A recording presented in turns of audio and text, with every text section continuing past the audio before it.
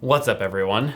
As you can see today, talking about the R5 once again. Get used to it. It's gonna be a trend for the next week or so because I have a lot of content about this camera that I wanna share with you guys because I know not everyone's buying it, and I know some of the orders or pre-orders or new orders are not going to be fulfilled for a little bit of time. So I do have the camera. I want to answer your guys' questions and show you what it's all about. Today we're talking about a super basic test I did with the R5 in regards to overheating and frame rates / resolutions. And we went to the dog park and I filmed in various frame rates. I just wanted to go over my findings, both physical about the camera and in post and editing, to show you what things I learned about the R5 in this process and to tell you about the overheating that didn't happen. So let's just get into it.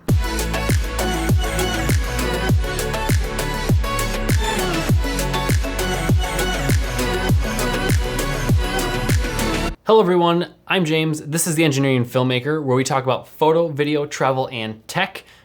Feel free to hit that subscribe button down below if you want to see more content relating to those categories. And also, we have a forum. Check out the description below, engineeringfilmmaker.com, where we can grow a community and help each other. So let's get to it. So to start, I want to talk about what I did. So I went to the dog park and I filmed in 4K 120, 4K 60, and 8K RAW and 8K log. I filmed in the 4K DCI mode and the 4K mode was in all-I, as well as the 8K that was not in RAW. I chose these resolutions and frame rates because they seem to be the most talked about resolutions and frame rates on this camera. I was in about 85-degree weather in full sunlight, and it did not seem to have any overheating issues at all. It did fine. It didn't give me red symbols. It didn't feel hot to the touch. It felt great. So that's just one test. Like I said, this is a very small test. I don't consider this to be a real world example. So keep that in mind with this test. I started in 4K 120,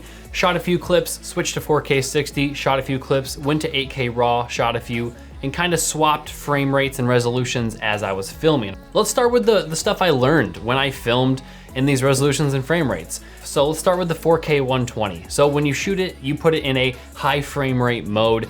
You can have autofocus, so autofocus does work, which is great, but there is no sound. The other thing I learned about the 4K 120 is that when you put it in Premiere or you put it wherever you want, it automatically interpolates the time to 24 frames per second, but it does automatically interpolate it to be in slow motion. So when you throw it in a 24 frames per second timeline, already in slow motion, nothing you have to do to it. Even when you right click the clip before you even edit it, it says it's already in 24 frames per second. So it already does that for you. 4K 60, no surprises there. Shot in a normal profile, it was in log, 10-bit, whatever it may be. You slow it down in post, looks great. There's audio, there's autofocus, everything looks great. 8K RAW was something a little bit different. I learned some things while filming and in post about this. Let's start with while filming. So when you're in 8K RAW, you cannot use IBIS or the digital stabilization. However, you can use IBIS when you're shooting 8K not RAW. 8K RAW, no IBIS, 8K not RAW, IBIS. Other than that, the 8K in general just looks amazing. I have it in a 4K timeline for the sense of this video, but in reality, it looks great. The 8K footage is just solid, crisp, all that fun stuff. I'm not the best color grader or color corrector ever, so forgive me for my clips maybe look a little soft or not the greatest. Believe me when I say the clips do look awesome though. And then lastly, I wanted to throw this in. I learned it while just playing around with the camera. The 4K HQ oversampled, so this would be the 4K oversampled from 8.2K. You can shoot it in 24 or 30 frames per second.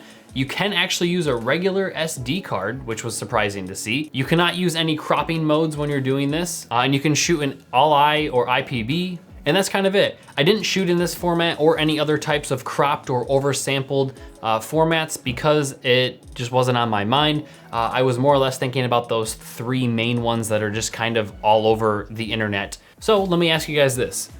What resolution would you be shooting in? Whether you have this camera or not, what would you prefer to shoot in? I guess it depends on what the project you're doing. But that's it for today, guys. Stay tuned for more R5 videos. Guarantee there's gonna be more coming out. Trying to put one out every day for you guys. Don't forget to like and subscribe, really helps me out. I love helping everyone else out, teaching you guys, showing you guys new stuff, etc., etc. So let's help, let's teach, let's grow. And I'll see you on the next one.